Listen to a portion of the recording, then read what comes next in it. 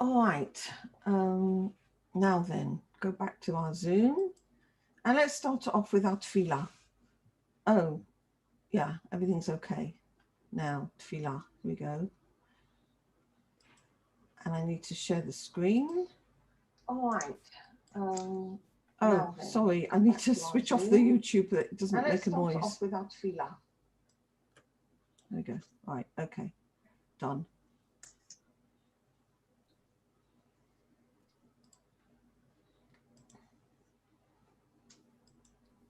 Okay, great.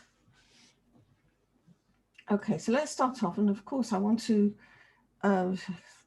dedicate our learning specifically to the elevation of the soul, to Ilui Nishmot, the beautiful souls, beautiful young people who were killed in Meron. Most of them were young people. And when you hear their stories, you hear the stories of their families, these were absolutely the purest, most beautiful tzaddikim you can imagine. I mean, really incredible young people who went went up to heaven in a storm. But when that happens, we need to look at our deeds. So we're going to do that today, Bezrat Hashem. And so I'm going to dedicate the learning for them and to any of the people who are in the hospital still wounded. I think them pretty well all come home by now. ריבון עולמים ואדוני אדונים, אב רחמן וסליחות, מודים אנחנו לפניך, אדוני אלוהינו ולאבותינו, בקהילה בשתחוויה, שקרבתנו לתורתך ולעבודתך עבודת הקודש, ונתת לנו חלק בסודות תורתך הקדושה, מה אנו ומחיינו, אשר עשית עמנו חסד גדול כזה. על כן, אנחנו מפילים תחנוננו לפניך, שתמחול ותסלח לכל חטאותינו ועוונותינו, ואל יהיו עוונותינו מבדילים בינינו לבינך, וכן יהי רצון מלפניך, אדוני אלוהינו ולאבותינו, שתכונן לבבינו ליראתך ולבבך, ותקשיב אוזניך לדברינו אלה, ותפתח לבבינו הערל בסודות תורתך, ויהיה לימודנו זה נחת רוח לפני כיסא כבודך כרך ניחוח, ותאציל עלינו אור מקור נשמתנו בכל בחינתנו, שיתנו צצו ניצוצות עבודך הקדושים, אשר על ידם גלית את דבריך אלה בעולם, וזכותם, וזכות אבותם, וזכות תורתם ותמימותם וקדושתם, יעמוד לנו לבל נקשר בדברים אלו, ובזכותם תאר עינינו במה שאנו לומדים, כמאמר נעים זמירות ישראל, גל עיני והביט הנפלאות מתורתך, כי אדוני תן חוכמה מפיו דעת ותבונה, יהיו לו רצונים מפי, ויגון ליבי לפניך, אדוני צורי וגואלי. Amen. Can you rtzon? Okay, so what I was just saying as we began is that when something like this happens, we need to stop and look at it. I can't just keep going, giving some sort of theoretical shiur when a real shiur is happening in our lives, okay? And I think we really need to consider it.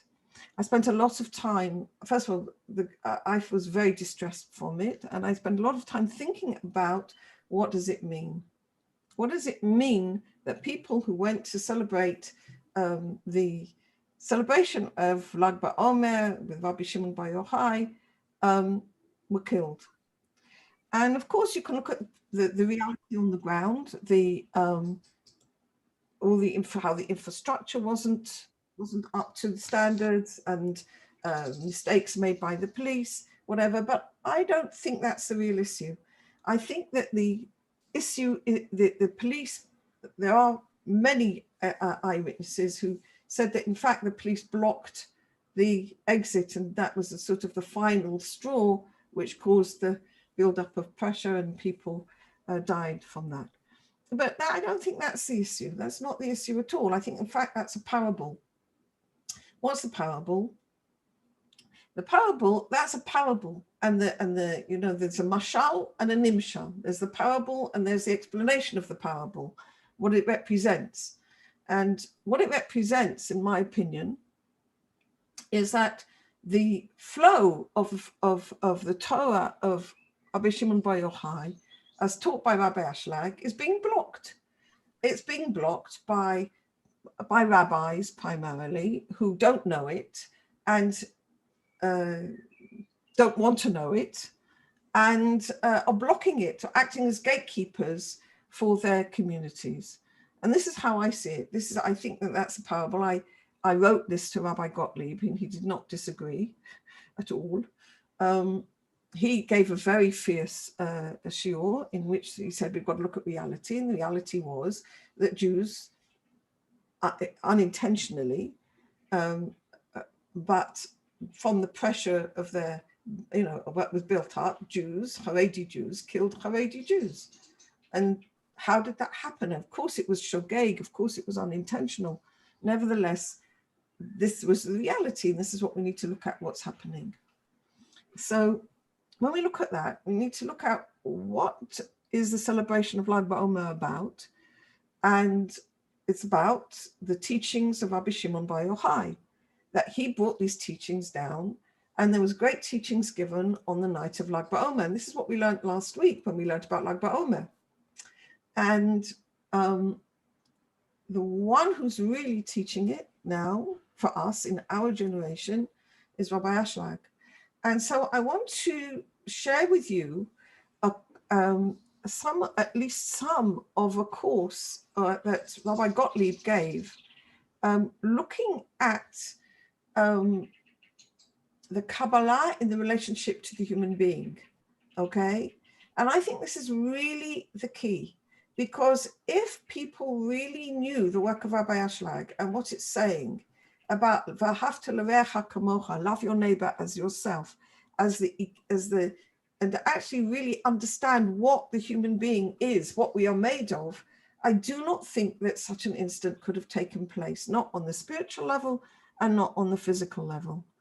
After all, I mean, if a person really loves his neighbor as himself, he would not put himself in a position, that in which he could either be pushed or push somebody else. I mean, if being pushed, everybody knows what it's like. You get pushed, there's that moment of anger, but you can't help yourself. When you're pushed by accident, nobody intends to push you, but there's that moment of anger when you don't like it, or you don't want to push somebody else. If you really love your neighbors yourself, why are you pushing them? So if you know that that's what's going to be the situation, you don't want to get there. And I must say that last time we were learning, and Nicole said, oh, by the way, they're streaming it live on Meron. So I switched over to the broadcast on Meron soon after the shiur finished on Lag BaOmer. And I saw it at 9 o'clock at night. I was watching it about 9 o'clock at night, which was nowhere near the time when it was and I was shocked. I was truly shocked about how squashed everybody was together, and I didn't think that could be right at all.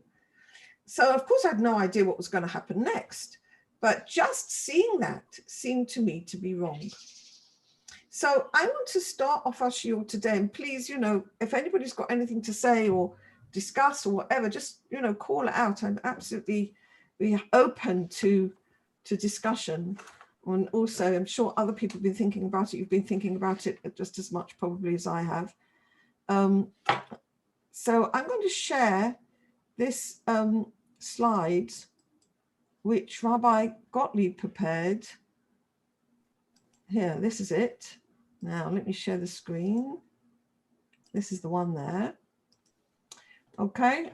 And in which it's a course that he made basically on looking at the human being based on the work of Rabbi Ashlag.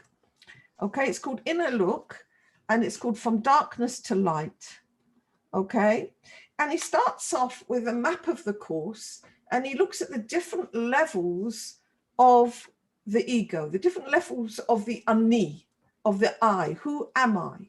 Okay, and this is the first question that we need to ask. Who am I? And we need to recognize hakarat ha'ani, who am I?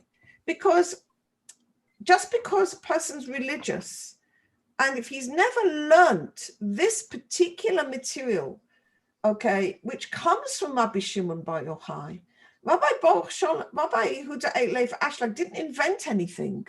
He didn't actually bring something new into the world in that sense. He didn't invent something. He just presented the same ideas which Rabbi Shimon Bar Yochai had brought in a more modern format, in a format that we can understand. That's all he really did. He took the Rabbi Shimon Bar Yochai, his work, and the work of the Ari, and we'll see in a moment how they're related. Okay, and he brought it into language that you and I can understand. And now Rabbi Gottlieb has actually brought it into even more language that we can understand by simply looking at it in more psychological terms, if you like. So the whole thing starts off recognizing the ani, recognizing who I am. And then he looks at it in recognizing it in relationships, between a husband and wife.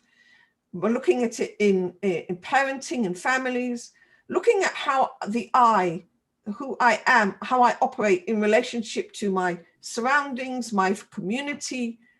How do I relate to the I in relationship to ecology, and how from that recognition of myself, I can get to recognition of the Creator.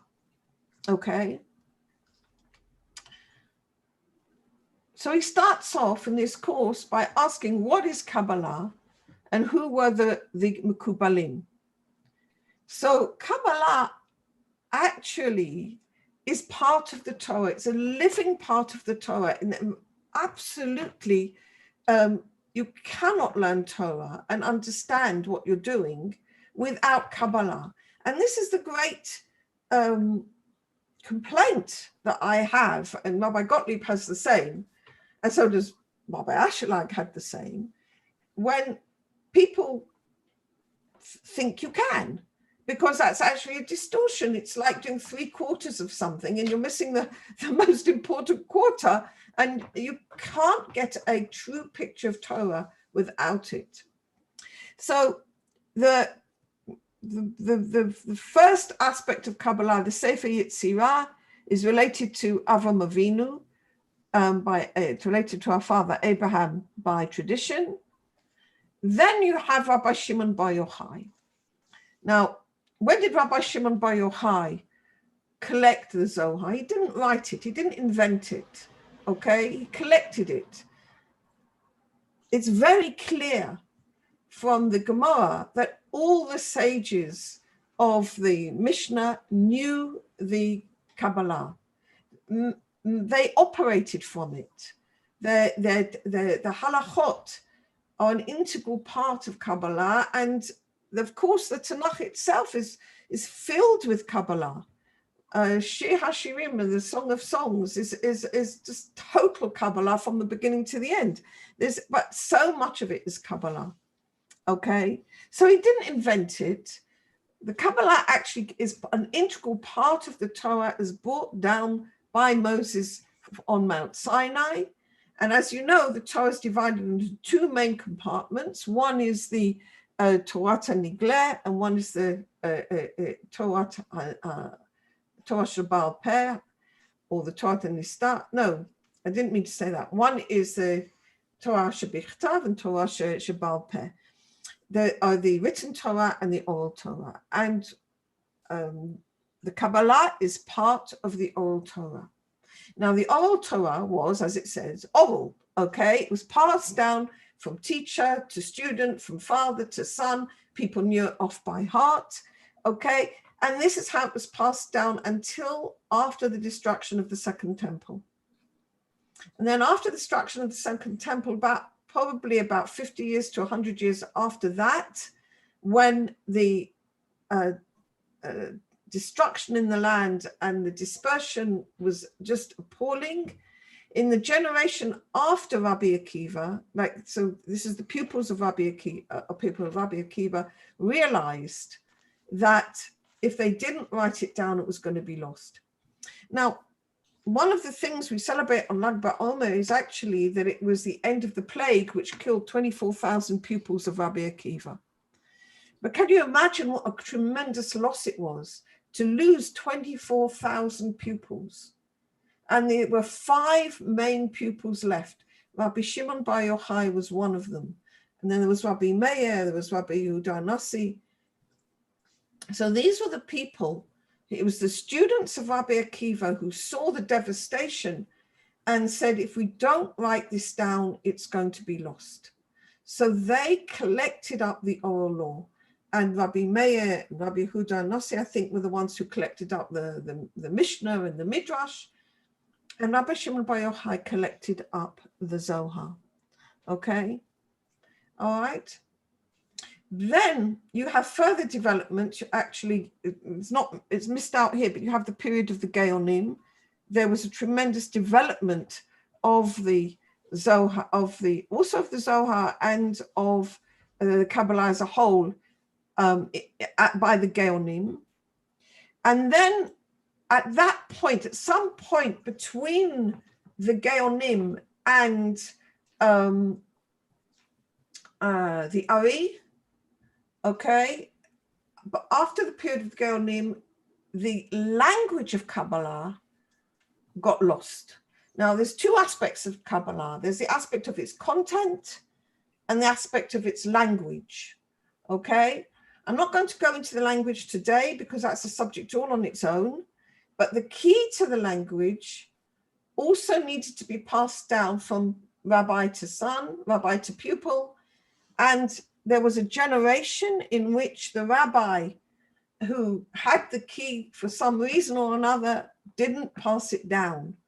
So between Rabbi Shimon Bar Yochai and Rabbi and the Ari, there was a huge gap of understanding, and it caused a gap of huge. That's where the misunderstanding arises, which has continued to this day. Okay. But then the Ari came, and the Ari, the great holy Ari, who's also buried in Tzfat, he was able, through his incredible holiness, which we really can't conceive of, he was the one who was really able to reconstruct the language of the Kabbalah. And he started to apply it to the Zohar, and he taught the flow of light to vessel from its inception in the Ein Sof down to this world. Okay? And what did Rabbi Ashlag do? Rabbi Ashlag did, he was the one who understood the work of the Ari and then applied it to the Zohar. So Rabbi Gottlieb Ashlag said of himself, and he's got this incredible letter where he actually wrote it to his father, which he said, for reasons that he cannot understand, the soul of the Ari actually came inside of him. And through that soul, he was able to understand the Ari in a way that nobody had ever understood it before. And he also had a spark of the soul of Rabbi Shimon Bar Yochai. Rabbi Gottlieb Ashlag was actually the heir to Rabbi Shimon Bar Yochai. And so that's why, if we want to really celebrate Rabbi Shimon Bar Yochai, what we did last week when we looked at the Zohar, we learned what we could from the Zohar. We connected with the meanings and with the actual material of the Zohar, and through the work of Rabbi Ashlag. That was the right way to celebrate Lag BaOmer, in fact. Okay, because we went on the inner. All right. Okay. Now, so what is Kabbalah?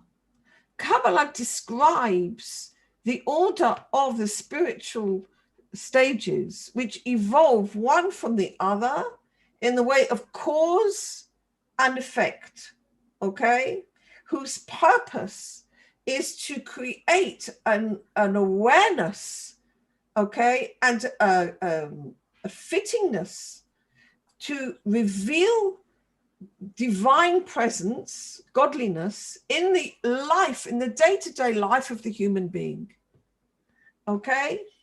And this is like a blueprint which the human being needs to actualize. It's like a roadmap. It's like a spiritual roadmap on which a person needs to walk. All right. So what is this roadmap about? Its meaning is to give a new way we look at life. And at its center stands, and this is in bold, the love of the other person. Why the love of the other person? Because everybody is created in Tselem Elohim. Everybody's created in the image of God. Every single person has the soul, a godly soul within him. So as far as we're concerned, we need to view the other person as an embodiment of God, okay? So we need to look at the Ahavat Zulat, the love of the other one, with respect to the Zulat, the person who is the human other person or the divine, okay? So Zulat can mean whoever is like not me kind of thing, is the other person or God. And the more that the human being leaves his selfish love and develops the love of the other person, so he can come into greater contact with God, okay? And this comes into expression in his thoughts and his feelings, and fills his soul and spirit with exalted meaning. So who are the Kabbalists? The most famous Kabbalists and their students throughout their generations are people who developed different systems, each one according to his soul, to improve the human being, to improve how we serve God, how we work on ourselves, and to enable us to join together with the spiritual levels of the wisdom of Kabbalah. And from these sort of main principles, they developed particular systems, okay? Some are more detailed, some are for the individual, and some are more general, from the vision to build within the people of Israel, Jewish people, in a correct education, so we can educate ourselves to come to the love of the other person. I mean, actually, we need a new education. I mean, whether we're talking about the secular world, whether we're talking about the religious Zionist world, whether we're talking about the Haredi world, the events we saw in Meron teach us that we need, all of us, to come to a new way, a new education, how to relate to each other. Whether we're talking about the people who organized the place and were responsible for it, which they or irresponsible as the case may be, because there was a lot of infrastructure which was very faulty, which was known about for years, and they didn't deal with it. Okay, to the detail of, am I going to a place where I might push somebody or might get pushed? Okay, so all of us, and this is something that Rabbi Gottlieb emphasizes again and again, every single sect, every single person needs to look and say, I need to learn chinuch michadash. I need new education, how to re-educate myself, okay? So that I can actually bring into practice these principles that we learn in Kabbalah, okay? Why? Because the Kabbalah was written by people whose souls were very pure and who actually attained the spiritual levels that we're talking about, and they were able to, in their essays, in their writings, okay, you find incredible exactitude. You really do. I mean, I find I'm in the middle of translating an article of Rabbi Ashlag's. It's the introduction to the Panim Me'irot U'Masbirot, the introduction to one of his first main book that he wrote on the work of the Ari. And I can tell you, I mean, I'm sitting here and it takes hours, literally, to get a paragraph right, because he was so exact. Sometimes I translate it and it doesn't feel right, or something a bit later on seems to contradict what I've written. So I go back and have a look, and then I see that, you know, even one of these little prefix words, you know, little prepositions, you call them, yeah, buts or hows or something, I've missed it out, or I've mistaken it, and it's changed the whole meaning. They were so exact. And I find that his work is so exact in my own life. It's amazing. Okay. Now, Yedidah. Yeah. Yedidah, Yeah. Isn't the study of Kabbalah itself supposed to be refine a human being? Totally. That's what we're talking about. Definitely. But I see what you mean. Just the study of. Do you mean like to study Kabbalah without understanding its meaning? No, I mean that it's not just about like learning how to behave, that just the study of Kabbalah itself refines people. Like if more people would study it, it would refine them and kind of teach them almost like on a subliminal level to be more caring, to be more aware of other people, to be more sharing. I mean, that's kind of what the message is. It's like almost subliminal. I'm not sure. There's a very big will to receive in human beings, which is a desire for knowledge. Okay? And we have wills to receive on all levels. Okay? Actually knowing who we are, one of our main issues is that we have a will to receive. And we have a will to receive also for knowledge. And it's huge. Okay? So the will to receive for knowledge is probably the biggest will to receive that there is. Okay? So a person could learn Kabbalah because he wants the knowledge. Just to become a Kabbalist without the purification of our, without the conscious purification of coming to love your neighbor as yourself, I'm not sure we'll do it, to be honest. The same with Talmud studies. Yeah. I mean, exactly, Lisa. I mean, you could sit and learn Talmud from morning till night. It's not necessarily going to do the trick, because if you're doing it without the determination to purify oneself, to purify one's Yetzer Hara, to purify one's ego, it might just do the opposite. It might just make the ego bigger. In fact, it would do if you don't have that actual intention. So that's what I think. It was a very good question, though. Thank you. Okay. All right.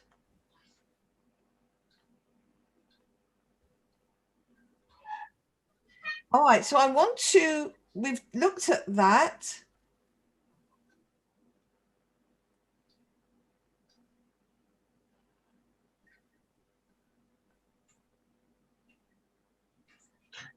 Here we go.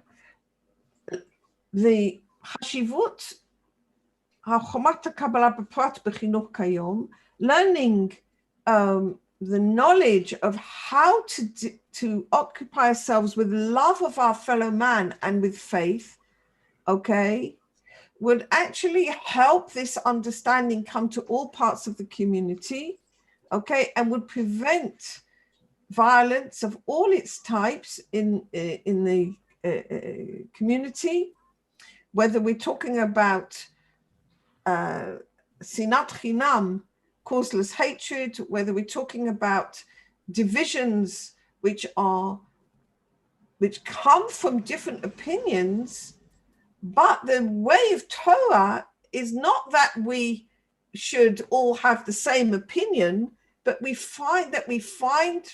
need to try to welcome different opinions and find the common denominator, the unity within each one. Yedidah, Yeah. Can you just translate that, the title of that last piece you just wrote? Yeah, importance of the wisdom of Kabbalah in the individual as education for today. Okay, thank you. All right, okay.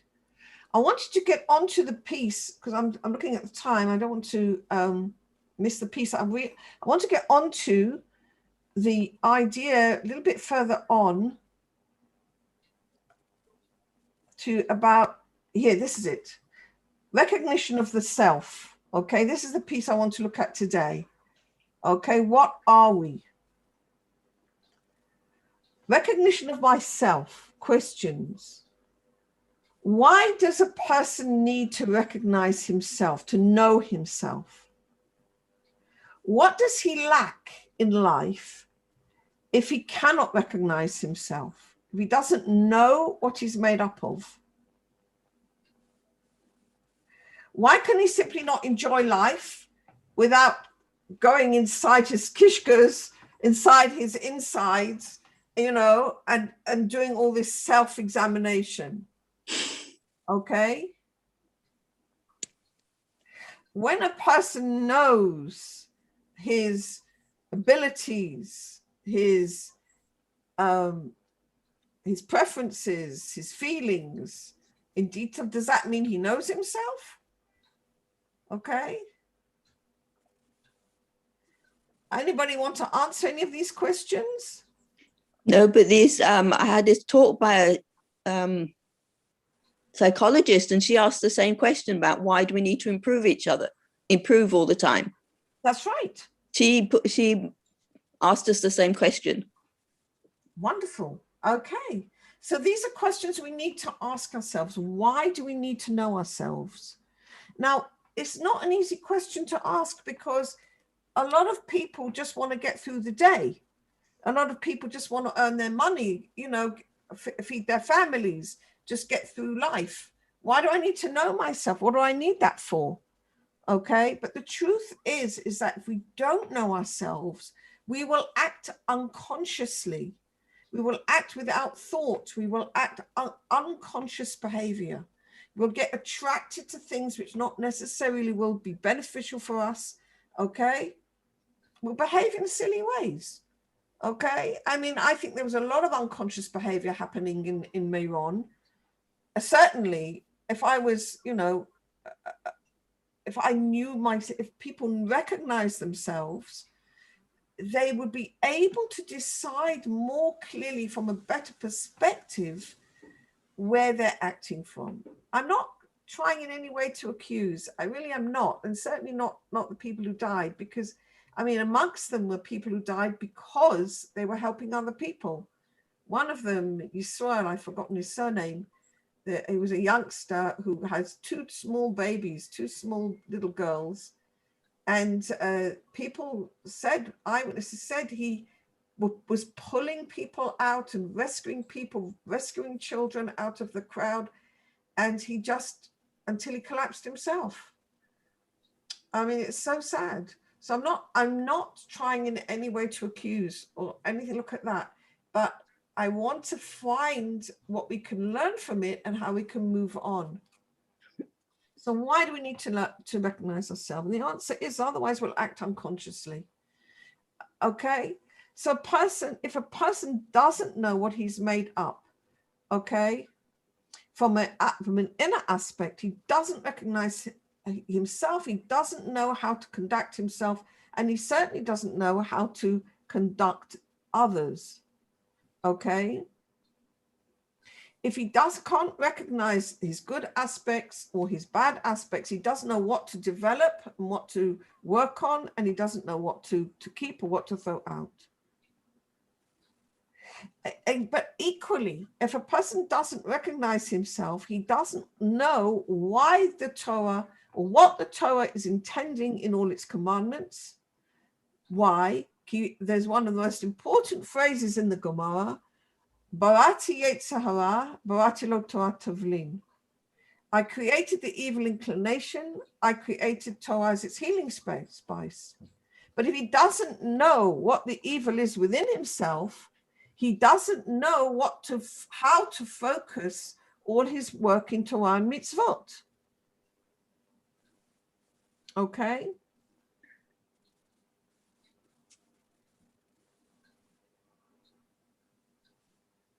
I think that's one of the most important things, isn't it?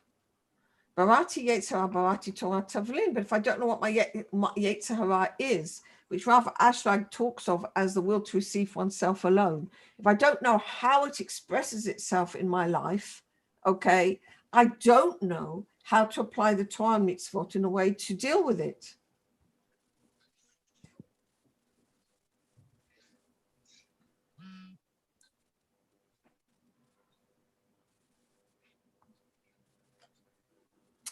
Also, Rabbi Gottlieb wrote this for everybody. So he writes a kesher of Torah and mitzvot also for Chiloniim, for the secular community. Also for a secular person who doesn't have a connection to Torah and mitzvot. Nevertheless, he wants to act that for himself and for his children, they will be able to concentrate on what is good and what is proper, and to keep away from what is defined as evil and negative, in order that they should not endanger themselves or others. For example, a person who doesn't recognize himself thinks that when he speaks nicely to his parents, he's reached, the height of correctness, and you can't come to him with any complaint. But when a person recognizes himself, he also knows that if he speaks nicely to his parents, this is because of his own self-love and not because of love of his parents. Okay, and if he hasn't, why? Because sometimes his parents might do something which don't please him.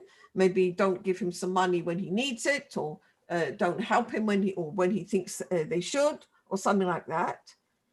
If he is not suddenly the help or whatever he was he thought is not forthcoming, suddenly he can hurt them. Okay, so he has to actually understand himself and not just just accept nice situations.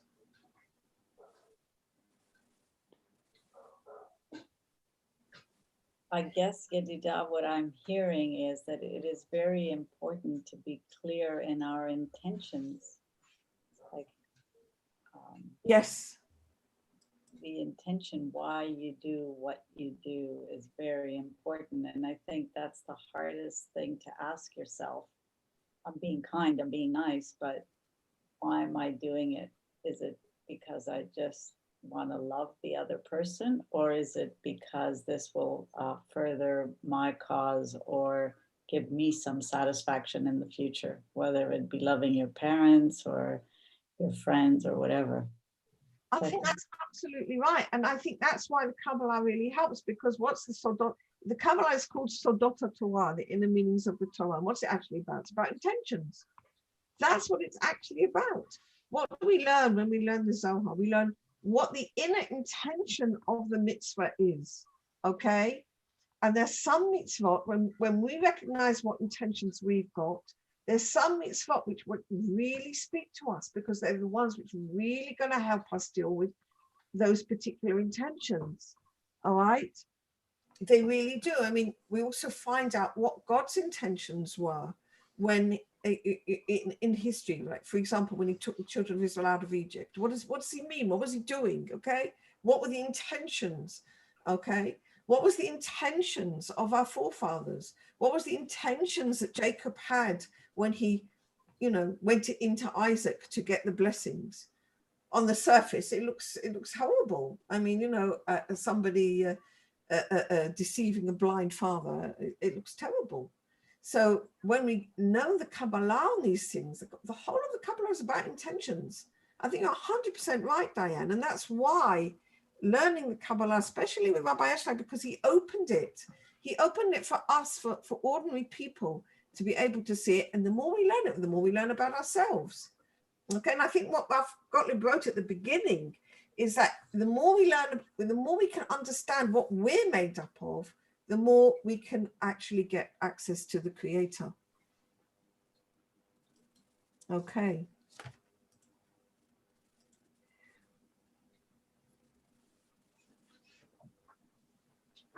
So what are we? First of all, he looks at the body, okay? And we think that that's us, okay? We look at the body, we look at our face, we look at our eyes, we think that that's us.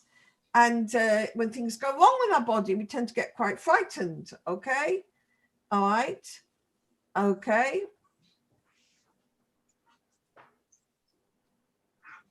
But in fact, the human being is his desire, is his will. Adam hu ratzon is his desire. And the body is only the garment, the matafa, the wrapping for the human being, okay?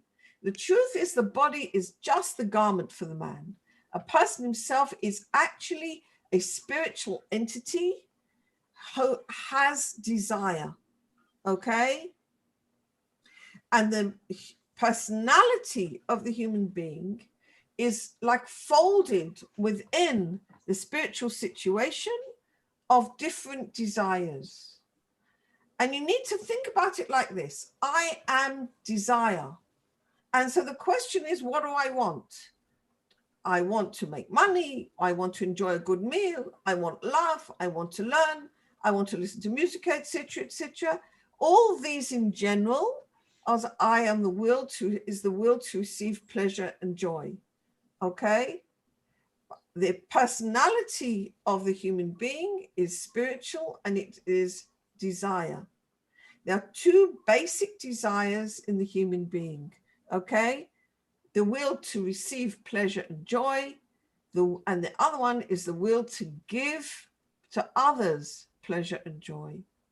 And these two desires are called the Yetzer Hara and the Yetzer HaTov, okay? And the Zohar labels them. Also, the Tanya, other spiritual works, also label them as the Nefesh Elohit, the spiritual soul, and the Nefesh Behemit, the animal soul. Okay? Also, they're called soul and body. So there's lots and lots and lots of different synonyms for the will to receive pleasure and joy, which is the Yetzer Hara, and the will to give pleasure and joy to others, which is the Yetzer HaTov. Okay, so the soul aspect in the human personality is the will to give pleasure and joy to others, the altruistic aspect, whereas the bodily aspect of the soul is his will to receive. Now, the will to receive does not function just on one level. Okay. The will to receive functions on many levels. We have the will to receive on the physical level. We have the will to receive on the emotional level. We have the will to receive on the mental level. And we have the will to receive on the spiritual level. Okay? And all of those, because they are receiving, separate us from God. But if we don't know we've got them, okay, then they simply grow. And they separate us from each other and they separate us from God.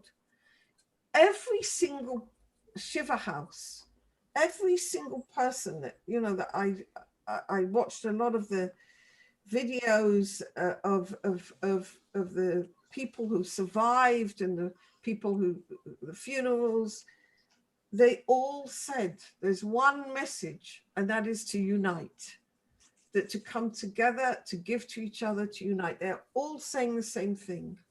And I don't think it's an accident that we're here just before Shavuot, because in Shavuot, what's Shavuot about? V'yichana am mitachat hahar, that the people encamped as one under the mountain. And Rabbi Ashlag writes that the only way we can unite is by the will to give. We cannot unite with the will to receive, because the will to receive tends to separate us. Everybody has different desires, okay? But when we want to give to each other, then we're just looking to see what I can give to each other, not looking to see what I can receive. And the will to give actually unites, okay? So the will to give is what unites us. The will to receive, if we're not transforming it for the sake of giving, will separate us. Now, the will to receive, he talks here, is more evident. The will to receive is more evident than the will to give, okay? And so the conduct of our life is usually carried out more from the governance of the will to receive, okay? Because we start off, when a child is born, what develops first in the human being is his will to receive, okay? And Rav Ashlag writes that the human being develops from the time he's a child to the time, at least till the time that he's 12 or 13. And it often carries on developing also, but from the time of 12 or 13, when he's bar mitzvah, he can begin to start developing his will to give, okay? Because he's now can occupy himself with Torah and mitzvot, okay? So we start off with the will to receive, and therefore it's the most manifest in our society, because it's the one we know the best. And people who don't develop further than the will to receive just stay with it for the rest of their lives, okay? We have the will to receive pleasure and joy, and they just simply stay with it for their lives, okay? And it just keeps increasing, all right? Now, the will to receive pleasure and joy is common to everybody. It's the carrier, it's the vehicle for the selfishness, for the egoistical aspect of the human being, okay? What we want to receive pleasure and joy from, that causes differences. Different people want different things, okay? All right, so the differences are the differences in the will to receive. But the will to give also has, we all have that potential within us. It's less developed, okay, in the sense that we might not have given it exercise. The more the Torah and mitzvot, especially if we understand why we're doing it, okay, we'll give it much more exercise. Like everything else, you know, if you want to get good at jogging, you have to jog, okay? If you want to get good at giving, you have to practice giving, okay? So by the practice in Torah and mitzvot, which do have the aspect of giving, okay, we can learn, we can practice, we can grow our muscles for giving. So the desire to love and the desire to give, okay, actually gives us joy, okay? Now the joy comes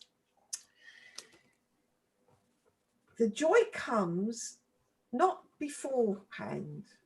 Why not?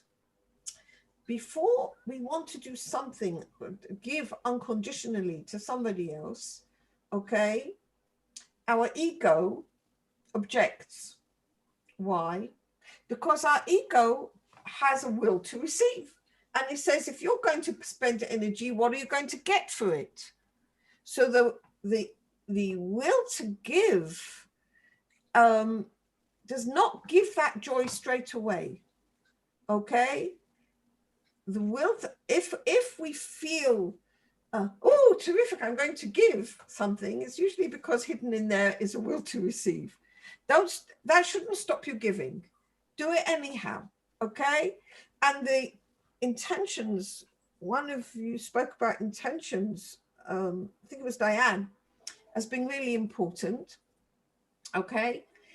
Even if our intentions are not yet clean and clear, do the giving anyhow. Why? Because it's good practice.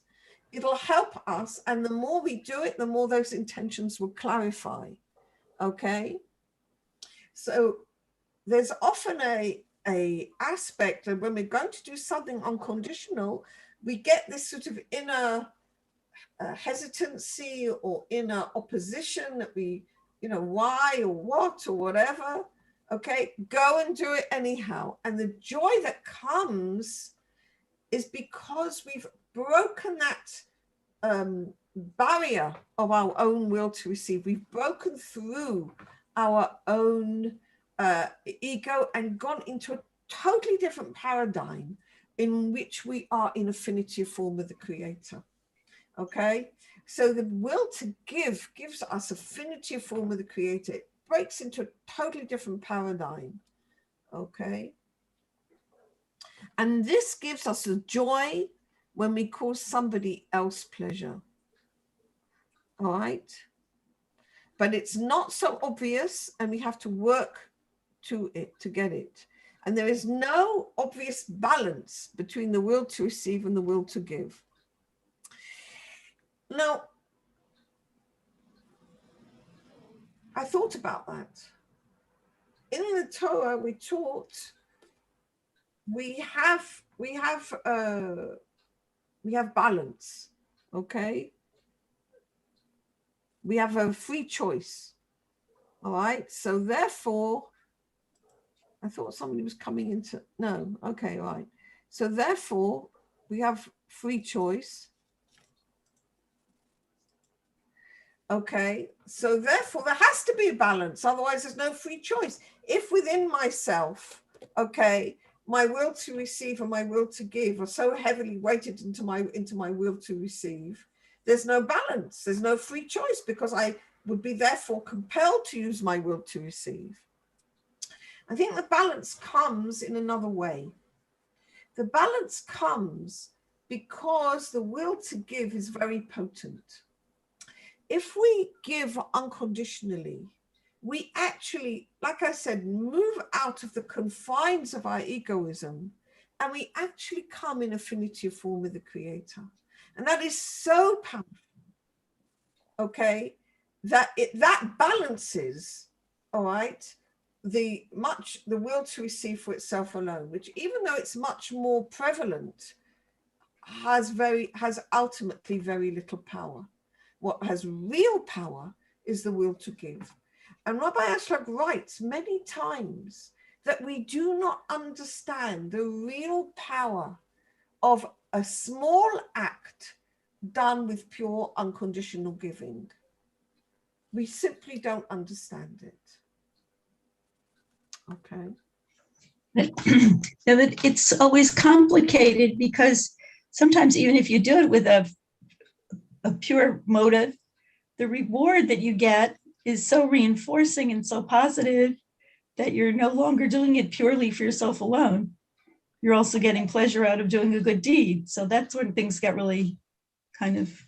Yeah, I puzzle over that a lot. And I came to the understanding that it's a process, okay? So like, you know when you drive a car, okay? So when you have, I remember, I don't have a car now, but you know when you just turn the switch quickly to the ignition to get the thing to light up, yeah? So okay. It seems to me that the first impulse we have to overcome is the opposition from our will to receive for ourselves alone. So we turn the ignition, it's like turning that key quickly, getting into the mode of giving. Once we're doing it from the mode of giving, we're in the realm of giving. Now we can enjoy our giving because we're not doing it for the enjoyment. We had to overcome our will to receive. You see what I'm saying? Yeah. Okay. Now into giving, we actually do have to enjoy the giving. Why not? Why? Because God himself enjoys giving to us. So in the same way that he enjoys giving to us, we have to enjoy giving to him and giving to anybody else. We should do it with joy. We should do it with happiness. And I don't see that in fact contradicts that is our will to receive. It's like by overcoming our will to receive for ourselves alone at the beginning, when we like turn that switch, okay, we've moved into the paradigm of giving, and then we should just enjoy the giving, definitely. And we should do it with joy. You know, mitzvah gedola liot b'simcha, serve the Lord with joy. Absolutely. When we're serving somebody else, we should do it with joy. And I think paradoxically, you also have to learn how to receive with joy and gratitude. Absolutely. Yes, joy is huge. I don't think joy by itself is the criteria for deciding whether we're receiving for ourselves alone or whether we're receiving for the sake of giving. I really don't think that joy is a good indicator. The indicator is, it's more subtle, and sometimes I would say that the will to receive for yourself alone is more like instant gratification. Do you know what I mean? Instant gratification doesn't give us joy. It gives us a feeling of, you know, comfort or whatever at that moment, but that leaves, and we can actually feel quite disgusted with ourselves or quite disheartened or disappointed or discouraged afterwards. We can get, you know, that sort of high from the instant gratification there and then, but it doesn't last. Okay, and in fact, this is something we learn in Kabbalah, that the pleasure which is found in the framework of evil, which is what the will to receive for oneself alone actually belongs to, is like sparks. They're called nitzotzim. Okay, they flare up and die away.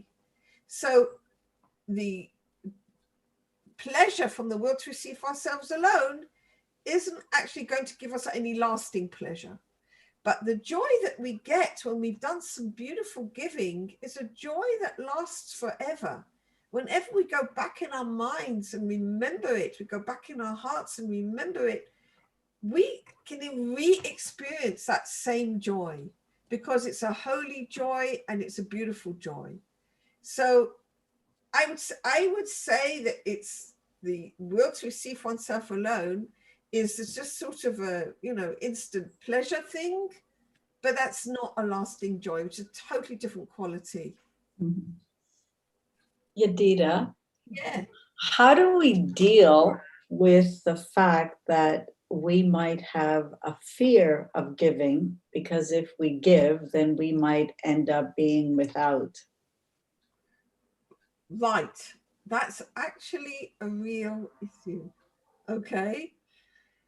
It takes trust. Okay. It really does take trust. First of all, the way to begin is by little steps.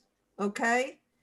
Not try to do beyond, you know, not go beyond what you really can. Little steps are better than big steps. Take little steps, okay? And then when you feel comfortable, then go do the next step and then the next step. Little steps in spirituality are very useful things, okay? And as you do it, just ask God to, you know, give you help and give you faith that you'll be able to move forwards in that way, okay? There are two main aspects of the will to give. One is the heart and one is the mind. The way, and they actually need to work in an integrated fashion. Okay, they're not separate from each other. So the will to give comes from the heart. Okay, the feeling that we want to give goodness to somebody else, that want to give to God, comes from the heart. But in order to do that, we have to have the faith. Okay. And the faith means that we can operate without requiring certainty. All right. So by putting the giving from the heart with the faith from the mind, that helps deal with the fear that we'll be left without. Okay? That's a good question. Thank you. All right. Okay. All right. Well, we've done about an hour. There is so much to explore on this topic. I hope you found this discussion useful, and I hope that somehow it helps us think a little bit about was Meron. Let me just look 1 second before we actually go away, because I don't remember how much more. Yes, oh, here we go. Diane, exactly that. Faith enables giving to the other. Okay? That was the answer there.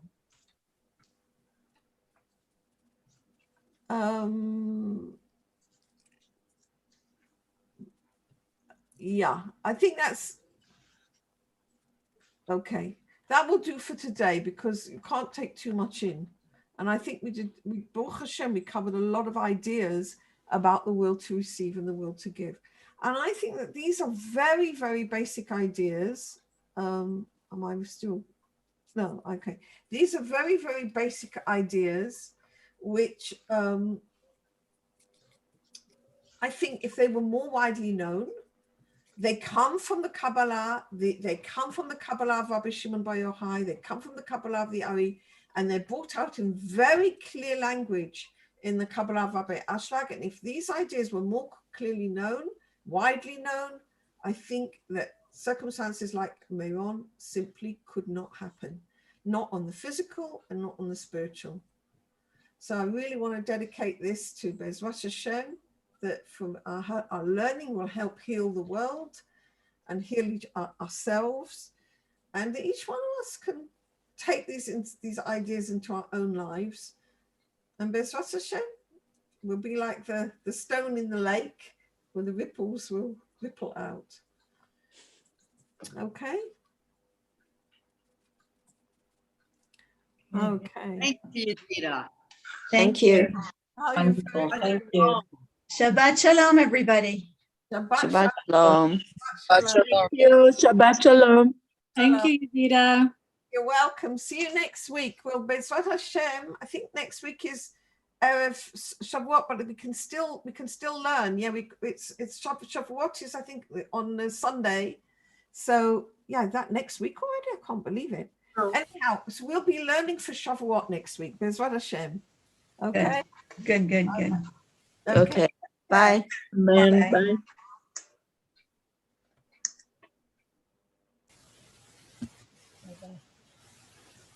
Toda, Yedidah. Bye, my sweetheart. Well, let me stop the recording.